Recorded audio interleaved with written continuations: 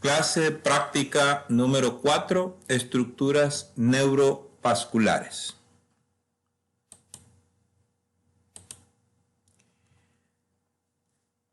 Las estructuras, sobre todo vasculares, que van a irrigar lo que es el cuerpo humano, tienen un punto de partida, tienen un génesis común. Todo se origina en una estructura muscular, que es el corazón, y esa sangre, ¿verdad?, sale del ventrículo izquierdo del corazón y asciende por la aorta ascendente. Al llegar a la aorta ascendente, pasa a lo que es el callado de la aorta. En ese callado de la aorta hay tres estructuras que salen de él. Una es el tronco arterioso brachiocefálico, que va a dar la carótida común o primitiva derecha, que va a irrigar el cuello y la parte derecha de la cabeza, cuello y cabeza, la parte derecha. Y también de ese tronco arterioso brachiocefálico sale la arteria subclavia derecha, que va exactamente abajo de la clavícula, por eso se llama subclavia derecha. De ese callado aórtico sale también la carótida común o primitiva izquierda, que va a irrigar la parte izquierda del cuello y la parte izquierda de la cabeza o del cráneo. Y también de ese callado aórtico sale la arteria subclavia izquierda. Subclavia porque va abajo de la clavícula. Entonces, toda esa sangre sale siempre igual de esas estructuras. La sangre regresa otra vez a través de la vena cava superior y de la vena cava inferior a la aurícula derecha. Pero en el caso de la extremidad superior, ambas, tanto la derecha como la izquierda, llegan a la vena cava superior. Aquí podemos ver más detalladamente las estructuras venosas. Esta sería la vena subclavia derecha y esta sería la vena yugular interna derecha, que ambas forman el tronco venoso brachiocefálico derecho. Por el otro lado, la vena subclavia izquierda. Esta es la vena yugular interna izquierda y ambas forman el tronco venoso brachiocefálico izquierdo. Ambos troncos venosos brachiocefálicos, tanto el derecho como el izquierdo, forman la vena cava superior y esa vena cava superior lleva la sangre de regreso a la aurícula derecha. Esta es la aorta ascendente. Este es el callado de la aorta. Del callado de la aorta salen tres estructuras. El tronco arterioso brachiocefálico, que va a dar la carótida común o primitiva derecha, y la subclavia, arteria subclavia derecha. También del callado aórtico va a salir la carótida común o primitiva izquierda, y va a salir de ese callado también la arteria subclavia izquierda. Todo ello, las venas llegan al corazón y la sangre arterial sale del corazón. Una misma imagen para que nos se orienten.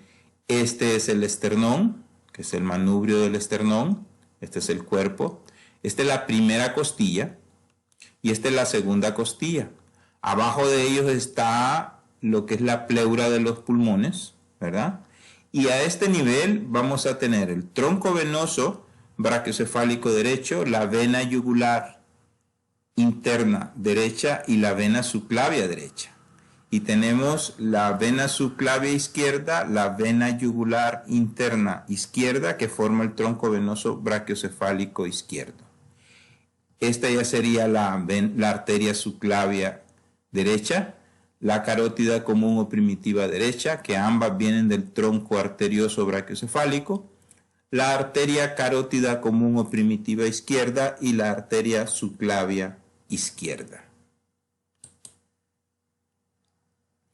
Aquí hay un músculo muy importante que es el músculo del diafragma, ¿verdad? No es parte de este parcial, pero ya la diapositiva la aprovechamos y vamos a ver que este es un músculo del diafragma, que es un músculo muy importante para la respiración, ¿verdad? Y que está abajo de la porción inferior del tórax.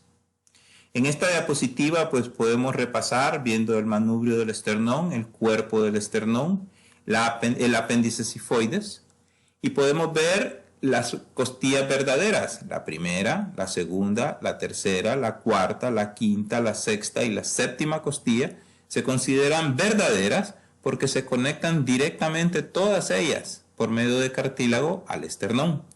Ya la octava costilla, la novena costilla, la décima costilla, la costilla número 11 y la costilla número 12 se consideran costillas falsas, pero la costilla número 11 y la costilla número 12 se les considera costillas flotantes.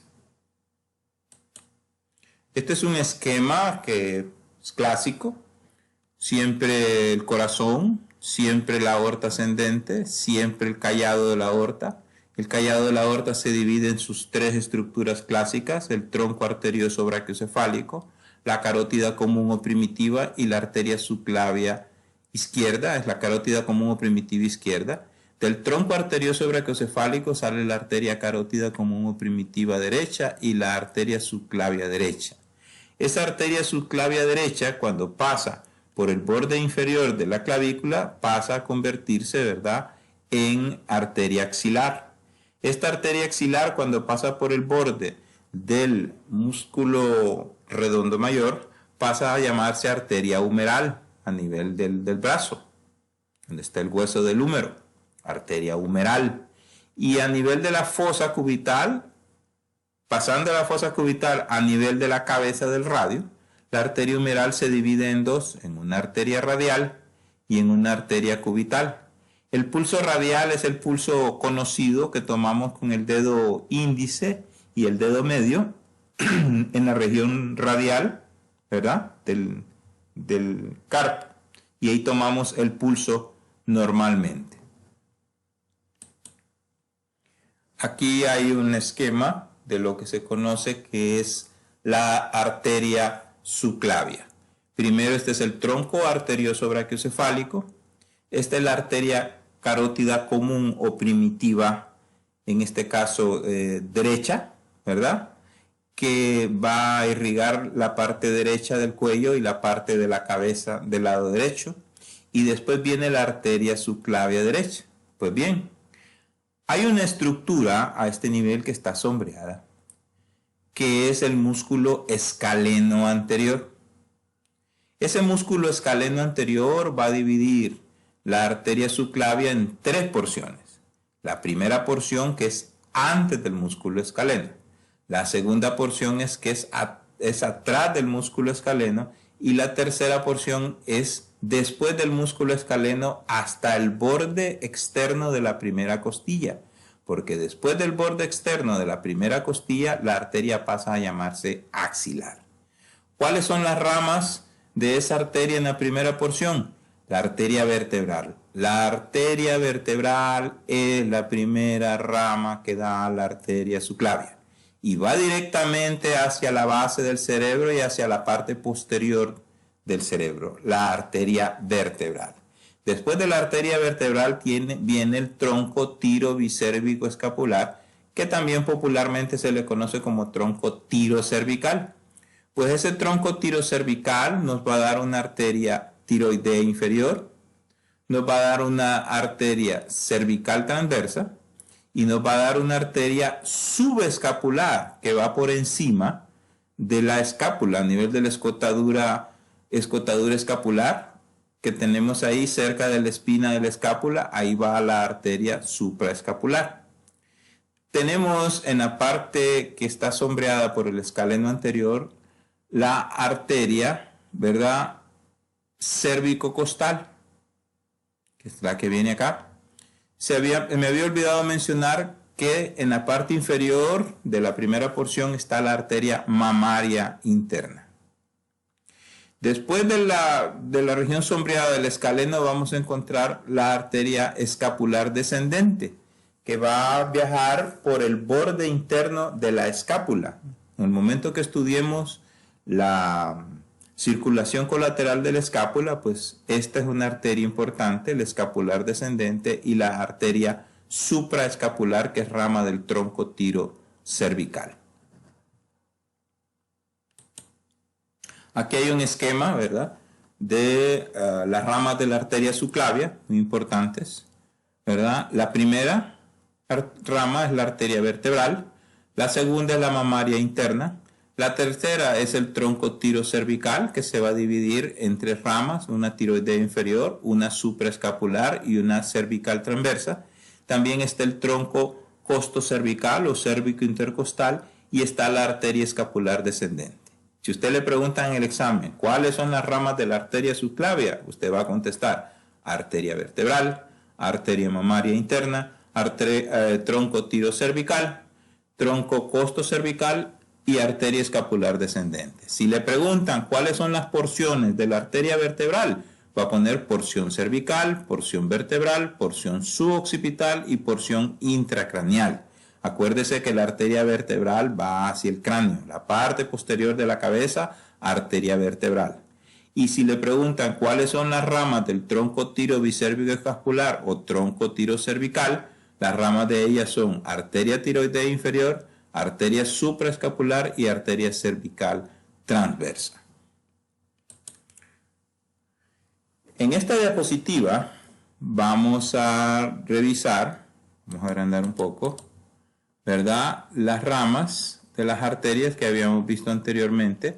A este nivel abajo de la clavícula se va a llamar subclavia. Cuando pasa el borde externo de la primera costilla pasa a llamarse axilar. Cuando pasa el borde externo del redondo mayor, del músculo redondo mayor, pasa a llamarse humeral. Y a nivel, cuando pasa por la fosa cubital, se divide en dos. Cuando pasa por la fosa cubital, se divide en dos. Una arteria radial, que va con el hueso del radio, y en una arteria cubital. Al terminar, estas dos arterias forman dos arcos, un arco palmar superficial y un arco palmar profundo. Después estas arterias se convierten en las arterias metacarpianas, a este nivel, que van con los huesos del metacarpo, y terminan como arterias digitales en los ambos bordes de los dedos. Aquí hay un esquema muy similar al anterior, tal vez un poco más especificado, y aquí a este nivel se ve ya lo que es la circulación colateral del codo, que la vamos a ver más adelante. Aquí ya se ve la circulación colateral del cuello del húmero, que está dado por la arteria circunflejo-humeral posterior y la arteria circunflejo-humeral posterior. Hay una arteria humeral profunda, que es esta, ¿verdad? Y siempre la división clásica en arteria radial y en arteria cubital. Y después vienen las arterias y forman el arco palmar superficial y el arco palmar profundo, y vienen las arterias del metacarpo, las arterias metacarpianas, y terminan con las arterias digitales.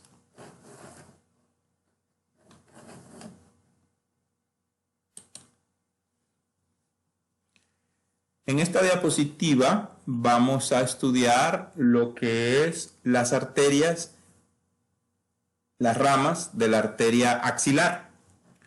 Como habíamos visto anteriormente, esta es la arteria subclavia. Este es el músculo escaleno anterior que divide la arteria subclavia en tres porciones. La primera porción atrás del músculo, la segunda, y la tercera porción después del músculo. Cuando pasan por el borde externo de la primera costilla, esa arteria subclavia pasa a llamarse como arteria axilar. Y la arteria axilar se va a dividir en tres porciones por el músculo pectoral menor. La primera porción antes del músculo pectoral menor, la parte que está atrás del pectoral menor es la segunda porción, y la tercera porción es después del músculo pectoral. Y esta arteria va a pasar de llamarse axilar a llamarse arteria humeral cuando pasa por el borde externo del músculo redondo mayor. Las principales ramas de esta arteria son la arteria torácica superior, la arteria toracoacromial, ¿verdad? Que se va a dividir en sus ramas clásicas: acromial, la red acromial y la rama deltoidea. También está en la segunda porción la arteria torácica lateral. Y va a estar la arteria subescapular que va abajo, ¿verdad?, de la escápula.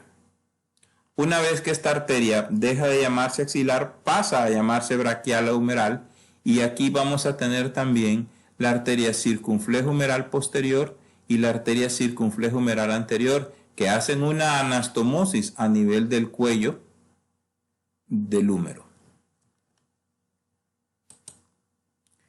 Este es un esquema, ¿verdad?, de las ramas de la arteria toracoacromial, que va a tener una rama clavicular, ramas pectorales, va a tener unas ramas acromiales, o sea, van al acromion de la escápula, y una rama deltoidea que va hacia el músculo deltoides. Y aquí antes se llamaba arteria subclavia, cuando llega al borde casi externo de la clavícula, primera costilla, después pasa a llamarse arteria axilar. En esta diapositiva podemos ver, ¿verdad?, siempre la arteria subclavia, acuérdese, arteria subclavia, acuérdese. Este es el músculo subclavio, no lo vaya a olvidar, músculo subclavio. Entonces la arteria subclavia, cuando llega al borde de la primera costilla, pasa a llamarse ya arteria axilar, y esa arteria axilar se va a dividir en tres porciones por el músculo pectoral menor. Antes del pectoral menor la primera porción, después atrás del pectoral menor la segunda porción, después del pectoral menor hasta el borde del músculo redondo mayor, que es este, es la tercera porción de la arteria axilar. Después de ahí pasa a llamarse como arteria humeral, porque está en relación con el húmero. Siempre recordando que a nivel del cuello del húmero está la circunflejo humeral anterior y la circunflejo humeral posterior, que hacen una anastomosis a ese nivel, ¿verdad? Y que rama de la arteria axilar es la arteria torácica lateral. Y tenemos aquí la arteria tóraco-dorsal, que es rama de la arteria subescapular, ¿verdad? O sea, recuerde esto: la arteria tóraco-dorsal es rama de la arteria subescapular, y a su vez la subescapular es rama de la arteria axilar. No vaya a perder ese dato. Siempre un esquema de la misma arteria revisada anteriormente, que es la arteria axilar, y que muestra pues su primera porción, su segunda porción atrás del pectoral menor y la tercera porción, y que esta arteria pues llega hasta el borde externo del músculo redondo mayor, y que a partir de ahí pasa a llamarse como arteria humeral. Poco más detallada, ¿verdad? Siempre la arteria axilar, y vamos a tener la arteria torácica superior, la arteria toracoacromial, la arteria subescapular, recuerde, que nos va a dar la arteria, la subescapular, que nos iba a dar la arteria toracodorsal, y tenemos acá la arteria toracoacromial, y tenemos la circunflejo humeral anterior y la circunflejo humeral posterior. A este nivel ya podemos ir estudiando, ¿verdad?, lo que son las ramas de la arteria humeral. Siempre la arteria axilar a este nivel, la última rama sería la circunflejo humeral anterior y la circunflejo humeral posterior. La arteria humeral nos va a dar las siguientes ramas. La primera se llama arteria humeral profunda. La segunda rama va a ser la arteria nutricia, o sea, la que le mete sangre adentro del hueso, ¿verdad? Porque las células óseas necesitan también oxígeno, y eso quien les lleva es la arteria nutricia. Y vamos a tener la arteria colateral cubital superior, ¿verdad? Ahora bien, hay una arteria que, bueno, baja la arteria humeral, ¿verdad? La arteria humeral baja. Y a nivel de la cabeza del radio, después de la fosa cubital, esta arteria humeral se va a dividir en dos, en una arteria radial y en una arteria cubital. Ahora, la arteria radial va a dar una arteria que se llama la arteria recurrente radial, que va a hacer una anastomosis con arteria colateral radial. Cuando digo anastomosis es que las dos arterias se juntan. En este caso, la colateral radial se anastomosa con arteria recurrente radial y hacen una circulación colateral independiente de lo que es la arteria humeral. También hay una arteria colateral cubital inferior, ¿verdad? Y esa arteria se va a anastomosar con la arteria recurrente cubital inferior. Y la arteria recurrente cubital posterior se va a hacer anastomosis con la arteria cubital superior. A este nivel, la arteria cubital va a dar una arteria interósea común, que se va a subdividir en una arteria interósea anterior y una arteria interósea posterior. Y esto es lo que se conoce, la anastomosis entre estas arterias, es lo que se conoce como la circulación colateral del codo.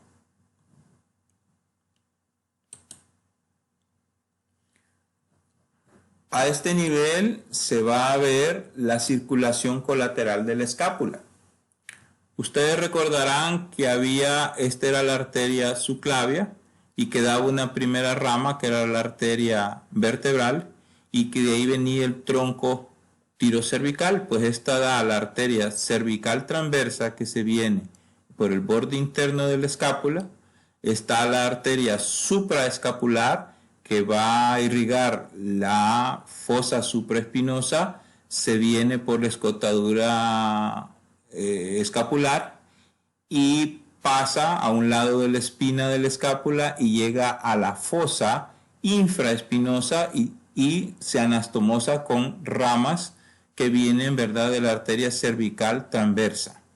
Ahora, hay una arteria que se llama la arteria subescapular, arteria supraescapular y arteria subescapular. Y esa arteria subescapular en el borde interno de la escápula y en el ángulo inferior de la escápula hace anastomosis con la arteria cervical transversa y su rama descendente escapular. Ahora bien, a nivel de la arteria axilar, aquí está la circunfleja humeral anterior y la circunfleja humeral posterior. Ya estando a nivel de la arteria humeral, pues esta es la arteria humeral profunda.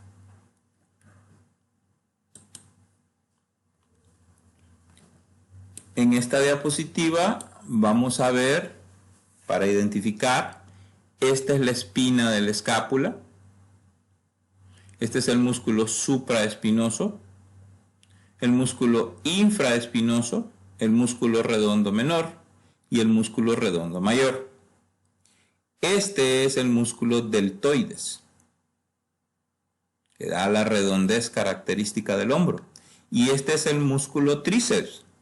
Y ese tríceps va a tener sus tres porciones clásicas, sus tres cabezas clásicas, ¿verdad? Va a tener la cabeza larga del tríceps, va a tener la cabeza lateral y va a tener la cabeza corta.